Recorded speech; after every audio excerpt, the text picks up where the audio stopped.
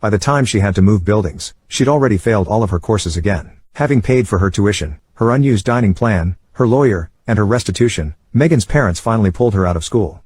Where are they now? Last I heard, Megan returned as a part-time student, but I never saw her again because the no-contact order still stands. I'm now Facebook friends with the guy Megan tried to seduce. Oh, and Jimmy and I connected on LinkedIn. As for me, well, I no longer date fairly aggressive people.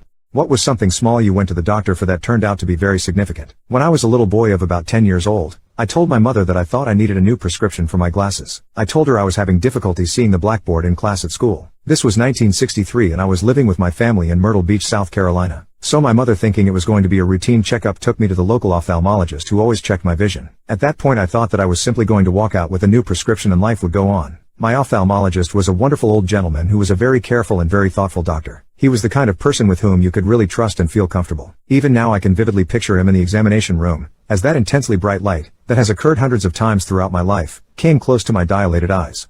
After examining my eyes he turned to me, my mother was in the waiting room, and said that I was going blind in my left eye. He told me I had a detached retina and that I needed surgery immediately. Ironically, what he told me next was actually more impactful than being told that I was going blind in my left eye. He told me that I would never ever be able to play football again.